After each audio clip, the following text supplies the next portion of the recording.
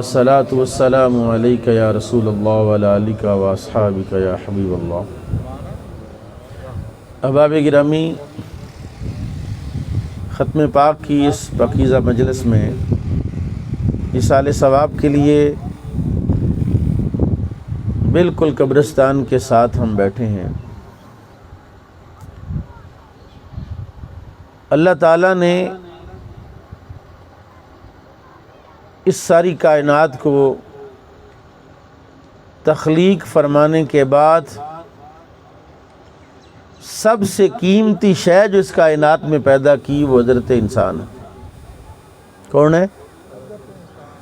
یہ جو سات زمین ہے، گاڑیاں کھڑی ہیں، مکانات ہیں، کتنی چیزیں، سب سے قیمتی اگر کوئی شے ہے تو وہ انسان ہے۔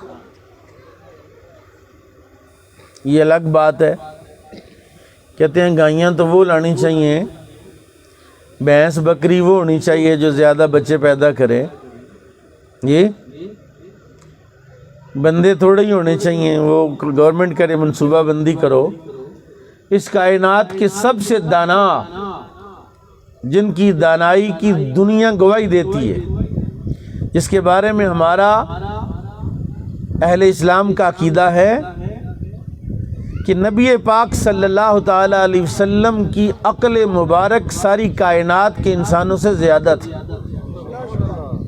جی شیخ نے تو لکھا ہے، شیخ عبدالحق محدث دہلوی نے، جو عاشقوں کی ایک زبان ہوتی ہے، مدارج نبوت میں آپ نے لکھا ہے کہ اگر ریت کے ذروں پر عقل کو تقسیم کر دیا جائے، جتنے ریت کے ذرے ہیں اتنی عقل ہو، ایک ریت کا ذرہ عقل کا ساری مخلوق کے پاس ہے، باقی ساری عقل اللہ نے رسول اللہ کو عطا فرمائی۔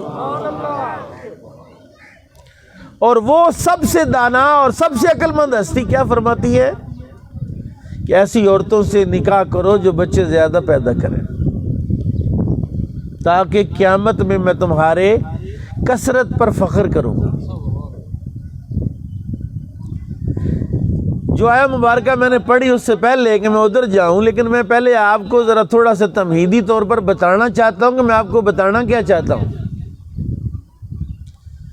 ایک بندہ کہتا ہے یار میری اولاد نہیں ہے، وہ تعویذ لیتا ہے، وہ دم درود کرواتا ہے، وہ منتیں مانتا ہے، وہ کیا کیا کچھ کرتا ہے، بھئی اولاد چاہیے؟ ہاں جی چاہیے۔ کیا کرنی ہے؟ کہتے ہیں میری اولاد بھی ہونی چاہیے جس طرح باقیوں کی اولاد ہے، میرے بھی۔ تو نے کرنی کیا ہے؟ اولاد ہو، انسان ہو، بندہ ہو تو قیمتی ہو۔ اولاد ہو، بندہ ہو، انسان ہو تو کیا ہو؟ میں نے جو آپ کو جملہ کہا ہے کہ ساری کائنات میں سب سے زیادہ قیمتی انسان ہے، لیکن انسان کی قیمت بنتی کیسے ہے؟ میں پلاسٹک کی کرسی پر بیٹھا ہوا ہوں، اس کرسی کو کاریگر کے ہاتھ لگے ہیں تو یہ کرسی بنی ہے۔ جس پھٹے پر بیٹھا ہوں یہ سٹیج ہے، یہ لوہا ہے، لوہے کو کاریگر کے ہاتھ لگے ہیں تو یہ سٹیج بنا ہے۔ کائنات کی ہر شے کاریگر کے ہتھے چڑھتی ہے تو وہ قیمتی بنتی ہے۔ بندے کی قیمت کیسے بنتی ہے؟ وہ آیا مبارکہ میں نے آپ کی خدمت میں پڑھی ہے۔ اللہ کہتا ہے وَمَنْ عَارَضَ عَنْ ذِكْرِي فَإِنَّ لَهُ مَعِيشَةً ضَنْكَ، جس نے میرے ذکر سے منہ موڑا۔ بھی ہم پیدا کس لیے ہوئے؟ بولو تو صحیح۔ جب تک آپ میرے مزاج میں نہیں آئیں گے، نہ آپ کو کچھ حاصل ہونا نہ مجھے کچھ حاصل ہونا۔ میں ناروول سے ہوں، آپ سب میرے کلاس فیلو ہیں، کوئی ایسا مولوی موڑا بھی کم نہیں ہے کہ بھی مولوی صاحب آئے ہیں یا کوئی خطیب آیا ہے۔ یہ دوستی کی ہے، محبت ہے، اس چکر میں آئے ہیں، لیکن میں چاہتا کوئی بات سمجھ آئے تو آپ، میں راجپوت بنا رہا ہوں، آپ پٹھان بنے رہیں تو بات تو سمجھ نہیں آنی۔ مسئلہ یہ ہے کہ تھوڑا طبیعت ہم مزاج ہو تاکہ میں آپ کو سمجھاؤں۔ اللہ نے آپ کو پیدا کس لیے کیا ہے؟ عبادت کے لیے پیدا۔ بہت خوبصورت بات۔ قرآن بھی کہتا ہے وَمَا خَلَقْتُ الْجِنَّ وَالْإِنسَ إِلَّا لِيَعْبُدُونِ۔ بندہ کہتا ہے جناب وہ تو بات ٹھیک ہے، اللہ نے عبادت کے لیے پیدا کیا ہے، لیکن پہلے سیر بالکل صحیح رہتا ہے، جسم بالکل تندرست توانا رہتا ہے، لیکن جب اذان ہوتی ہے تو جسم بھاری ہونا شروع ہو جاتا ہے۔ نیند غالب آنا شروع ہو جاتی، پہلے صحیح ہے، بالکل تندرست ہے، کہتا ہے یار چلو ZFC پہ چلنا ہے، تو تپتی ہوئی دوپہر میں لو میں بھی چلا جاتا ہے، مسجد میں جانے کو جی نہیں کرتا۔ قرآن کہہ رہا ہے وَمَا خَلَقْتُ الْجِنَّ وَالْإِنسَ إِلَّا لِيَعْبُدُونَ۔ اب یہ تو اس کا ایک پہلو ہے، اللہ کہتا تم میری عبادت کرتے جاؤ گے، میں تمہیں قیمتی بناتا چلا جاؤں گا۔ قیمتی بننے کے لیے اللہ کی بندگی اور عبادت ضروری ہے۔ جو اللہ کی بندگی اور عبادت نہیں کرتا وہ قیمتی رہتا۔ گائیاں بھی اللہ نے بنائی ہیں، بکریاں بھی اللہ نے بنائی ہیں، ان کا کام ہے وہ چارہ کھائیں، دودھ دیں۔ مائک کا کام ہے میری آواز کو اونچا کر کے آپ تک پہنچائے، پنکھے کی ہوا آ رہی ہے اس کا کام ہے ہوا دے۔ تیرا کام کیا ہے؟ تیرا کام کاروبار نہیں ہے، بزنس، تجارت، نوکری نہیں ہے۔ اللہ نے تجھے عبادت کے لیے پیدا کیا ہے۔ اللہ تعالیٰ نے یہ بات ہماری عقل کے مطابق کی ہے، ورنہ وہ بات تو جرنل ہے۔ اللہ کہتا ہے وَمَا مِن دَابَّةٍ فِي الْأَرْضِ إِلَّا عَلَى اللَّهِ رِزْقُهَا۔ جتنی مخلوق بھی زمین پر رہتی ہے سب کا رزق اللہ کے ذمے ہے۔ کس کے ذمے ہے؟ نہیں یار سواد نہیں، ایک دفعہ سبحان اللہ کہیں۔ میں اللہ کی قسم کہتا ہوں جب آپ کہیں گے اسی وقت جان چھوڑ دوں گا آپ کی، لیکن تھوڑا سا مہربانی فرمائے، میں قرآن پڑھ رہا ہوں اور آپ کو یہ بات بتاؤں کہ سب سے قیمتی عبادت قرآن سمجھنا ہے۔ سب سے قیمتی عبادت کیا ہے؟ کیونکہ یہ بندے کو اللہ کے قریب کرتا ہے، اللہ کا کلام ہے، اللہ کے حبیب کے دل پر نازل ہوا ہے، اللہ کے حبیب کے دل پر نازل ہوا ہے۔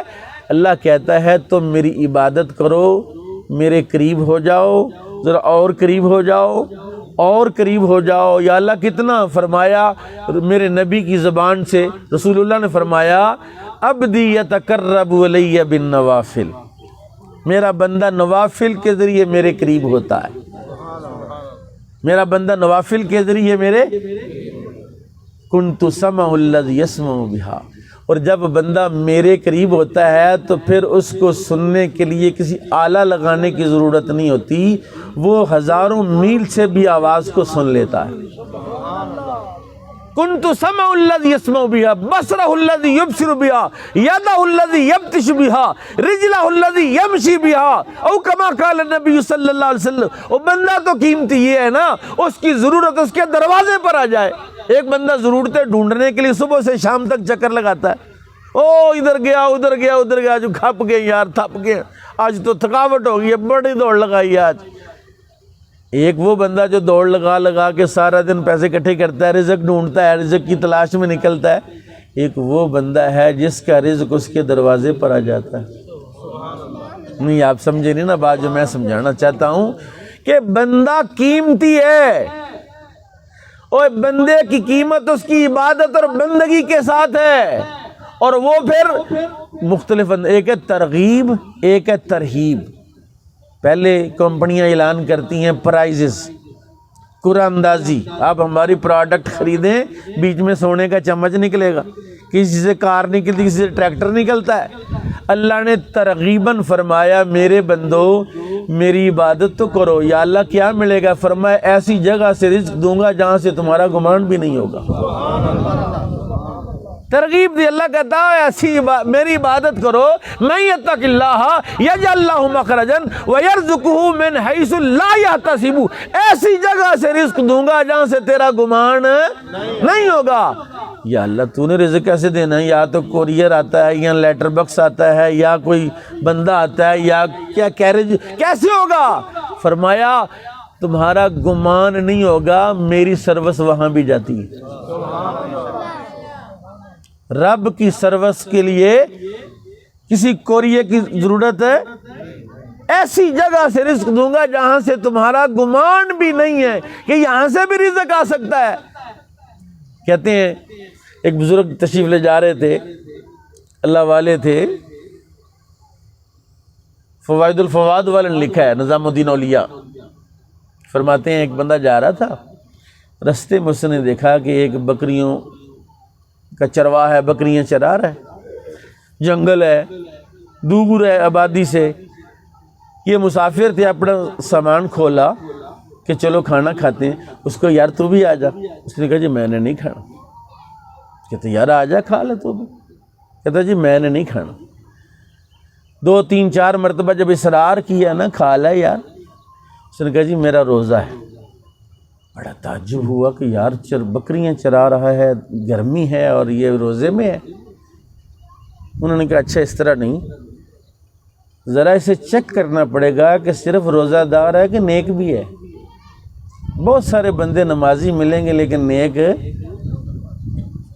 نمازی پکے لیکن پٹھے بھی کسے تے چھٹ دے.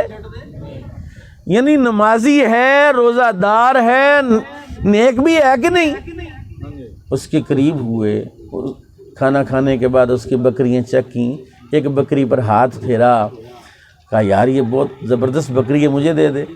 اس نے کہا جی یہ میں اس کا مالک نہیں ہوں, میں تو کسی کا غلام ہوں, ملازم ہوں, نوکر ہوں, یہ مالک کی بکریاں. ان کا یار مالک کی بکریاں, مالک کون سا دیکھ رہا ہے, اتنی بکریاں کوئی بھیڑیا لے گیا تھا یا میں تو لے گیا ہوں, ٹھیکہ تو نہیں لے آتا ہوں, میں تو بڑا دھیان رکھے, نہیں تو نہیں. انہوں نے کہا اس کے مالک کو تو بتا دوں گا لیکن اپنے مالک کو کیا بتاؤں. اس کے مالک کو تو بتا دوں گا, میرے مالک نے جب مجھ سے, اس کو میں کیا بتاؤں گا. ان کا نہیں یار بندہ نیک ہے. اور اس سے چند باتیں کی, اور باتیں کی. اسے کہا یار تو نہ کسی دن, یہ میرا ایڈریس ہے, یہ میرا پتہ ہے, وہاں کسی دن تشریف لانا. وہ گیا, ملاقات ہوئی. انہوں نے 200 بکریاں پیش کی. کتنی؟ 200 بکری. کہ یہ وہ تو کسی کی تو چراتا تھا, یہ تیری بکریاں. اس نے کہا جی یہ مجھے بکریاں کس چکر میں دے رہے ہیں, نہ رشتہ داری نہ کوئی تعلق. اس نے کہا قرآن شریف میں لکھا ہے اللہ تجھے بکریاں دے رہا ہے. قرآن شریف میں کہا لکھا ہے؟ کہا قرآن میں لکھا ہے من یتق اللہ یجعل لہ مخرجا ویرزقہ من حیث لا یحتسب. تم نیک ہو جاؤ, متقی ہو جاؤ, پرہیزگار ہو جاؤ, اللہ تمہیں ایسی جگہ سے رزق دے گا جہاں سے اس کا گمان بھی. تو گویا یہ بکریاں میں نہیں دے رہا, یہ اللہ نے تجھے بکریاں عطا فرمائی. نوکری کی تلاش میں گھر میں 2 3 4 5 6 لوگ